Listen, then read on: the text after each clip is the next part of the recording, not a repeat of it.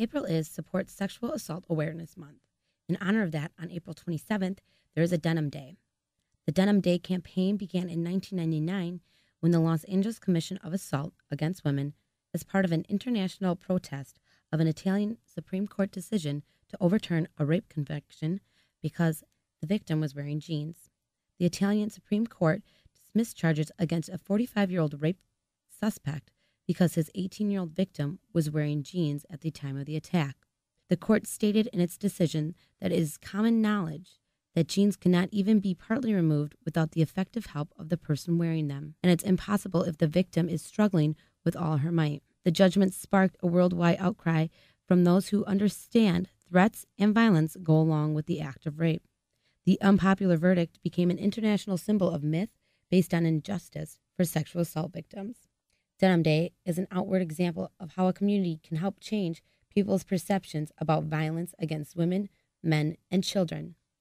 Today, in studio, I'm with Sarah Bidding, Director of Gender Issues for Student Senate. Thank you for joining me today, Sarah. Why don't you just start off explaining a little bit about Sexual Awareness Month here on campus? Well, Sexual Assault Awareness Month, we had an event for this last year, and we decided to bring it back again this year. For last year, our theme was Consent is Sexy, and then again, we stuck with that theme. Everyone seems to love it. So we're just trying to have a lot of events, spread the word about prevention and awareness. So, now, what are you doing this year in order to get awareness out about? What we're doing this year is we actually have a bunch of great activities going on. We're tabling in Heritage Hall of the Pioneer Student Center on the 6th, the 13th, and the 20th from 11 to 2. And we're handing out the 1-inch silicone bracelets, kind of like the I Love Boobies ones for for Breast Cancer Awareness Month. And they say consent is sexy on them. They're free, but we're taking donations for family advocates. But then also we have a self-defense class that is actually being taught by one of our own criminal justice students on campus. So that's great that she gets to have that experience, but you know that we get to have someone who's our age, who's gone through actual sexual assault, who can speak from firsthand experience. So that's great too. And then our final big event is our Sexual Assault Awareness Month Day of Action, which is on the 19th. From 10 to 2 in Platteville East and West rooms.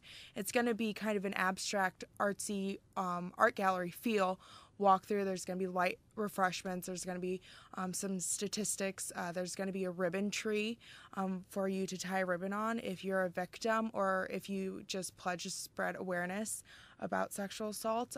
So it's just going to be, we have a lot of great things planned. So now, how can students help show their support? Wearing the bands, coming to events. Mm-hmm. Exactly. That's what we're just trying to do is just, I was out this weekend and I actually saw quite a few of them, a lot of students wearing them out and about as they were, having their weekend. And I thought that was great, whether you're downtown or you're at a party or you're just hanging out with friends, just wearing the bracelet and saying that you are pledging to spread awareness about it just by wearing that wristband is just awesome. So now what if there's a student, male or female, because it does happen to both, exactly. I think that's important to know, who really wants to share their story because sometimes that helps heal the pain, but they still want to have it confidential. Yes. Okay, yeah, of course. We definitely suggest that all people who are victims of sexual assault, if they need to go see counseling services, because they are definitely a great resource to take advantage of to deal with some of the psychological repercussions of it.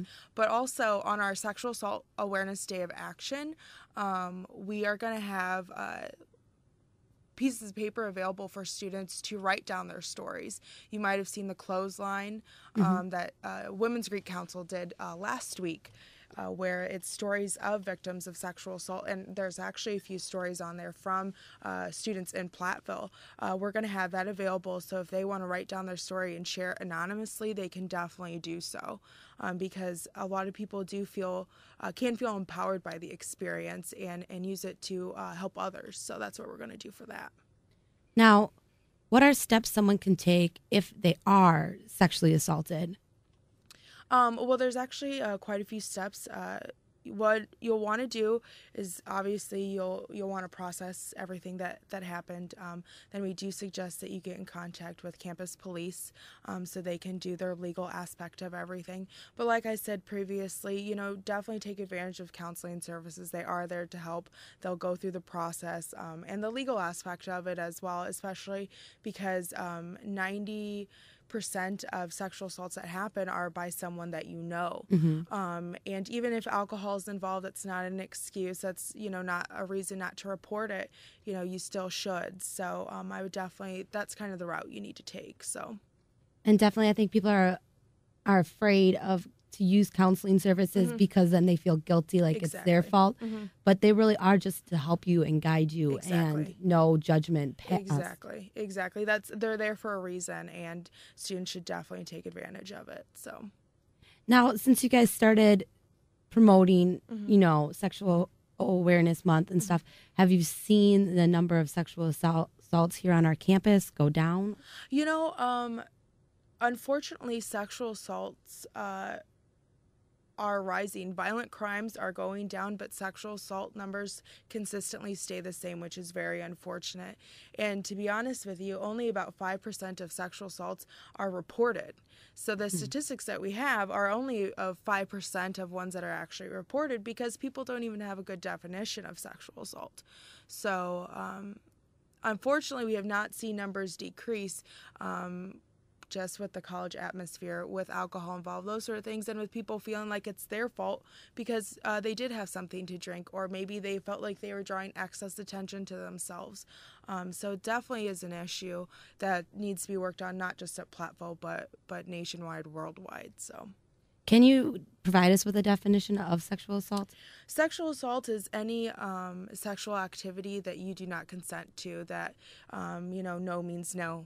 If going too far and someone doesn't listen to you. So it can basically be, grabbing of a back and you say no and they continue to, or something like that. So it's also important, like you said before, to realize that this usually doesn't happen by total strangers. Exactly. Sexual assault is also known as, or rape is known as acquaintance rape, those sort of thing. It kind of leads into the next. So it's given the name of acquaintance rape for a reason, because that 90%. So also out there, it's important to know that even though you know someone, this goes for both women and males, even though you know someone, it's important to respect their boundaries and their lines, especially when we're out and about and there is alcohol involved. Exactly. Those lines can get blurred, but it's important to remain in control of your actions and know. Exactly. And that's the thing is there's accountability on both ends of this. Is what people need to realize is you need to always be in control, always know what's going on. That's, monitoring your alcohol intake or your surroundings, knowing where you're at, those sort of things. But then also the other parties being respectful of your boundaries, for sure. That's something, and that goes for both males and females, because 1 in 4 females is sexually assaulted, and 1 in 6 males are sexually assaulted. So it's important for you guys to make that aware that even though you are friends with someone, you might think it's friendly touching them in certain places when you guys are out and about, but it might also make the other party feel very uncomfortable. Exactly. So it's important to know where your boundaries lie. Exactly. And that's personally, you need to know what you're comfortable with and what you're not. And make sure to voice that opinion and let people know what you're uncomfortable